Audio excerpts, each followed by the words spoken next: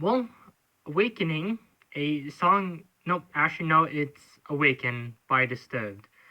Well, that was a song I forgot to mention in my last intro. So, well, yep, let's just get into the video. Well, welcome back, everyone. Yep, that's right, I'm taking a look at the second half of the Underworld Awakening soundtrack and giving my opinions on the final 8 songs that I didn't cover last time. This is also the first video I've recorded on the same day I upload a video, so I find that to be interesting. But without much more intro, let's get into the video. Well, I left off with track number 9, so we'll be covering tracks 10 through 17 with the posthumous letter by William Control. Well, this is the second song I've heard from this artist and was one of the first ones I heard off this soundtrack, and safe to say it still meets expectations. I still like Death Club a lot better, but this one was one of the better songs off the soundtrack, and one I definitely recommend. Of course, after that we have How Am I Supposed to Die by Civil Twilight. Well, I have an answer to this one. Find an angry dragon in Skyrim and they'll do the job for you.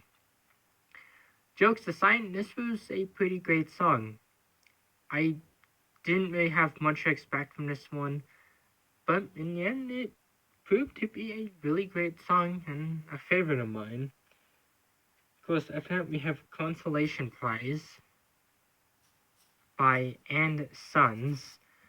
If I'm being honest, this is probably one of the weirdest band names I've ever seen, but the song was pretty good. It wasn't one I was expecting to like very much, but again, it blew all my expectations away and became a song that I feel like I might listen to a lot more. Of course, after that we have Liar, the Revenant mix by 8mm.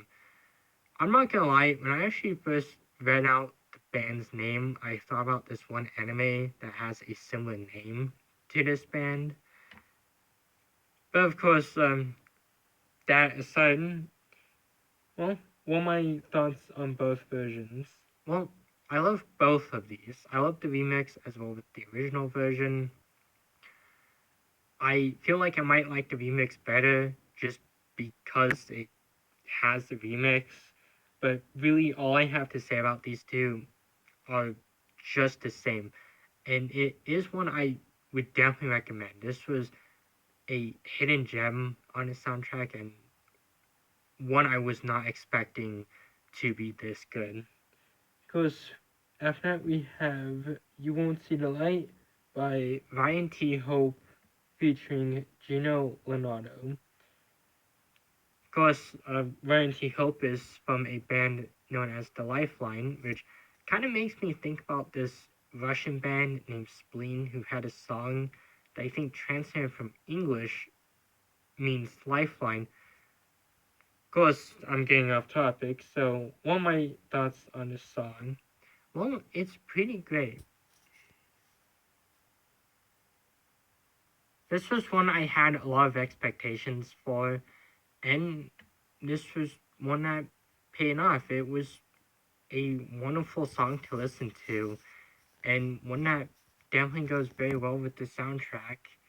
Of course, next up we have track number 15, Bottle of Pain by Collide. Oh, my bad, Comic Christ. Yep, Collide's next up on the list. But of course, this one I'd have to say is a pretty decent song for the most part. I wasn't expecting much from this one because I thought that the last one I heard from them was okay, but this one was pretty great for the most part, and I feel like this would be one I recommend, but not one I'm going to go out my way to listen to. Of course, after that we have Intruder by Collide. Yeah, don't know why I got these two mixed up, but this one is a really good song. It was one I kind of was having a lot of expectations for, and it proved to be a really great song. And one I definitely know I will be going on my way to listen to whenever I can. Of course, as the final song, we have Exit Wounds, the Justin Layson remix, featuring Silent Fury. Well, as the final song off this soundtrack, I had great expectations for this one, and it proves to be a wonderful song. In fact, probably my favorite off the entire soundtrack.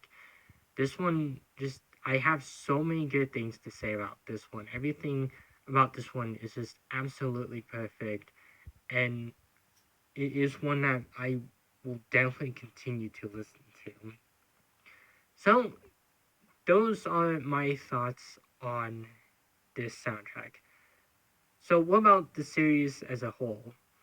Well, honestly, I really enjoyed reviewing these soundtracks. It was so much fun to get to cover all four of these.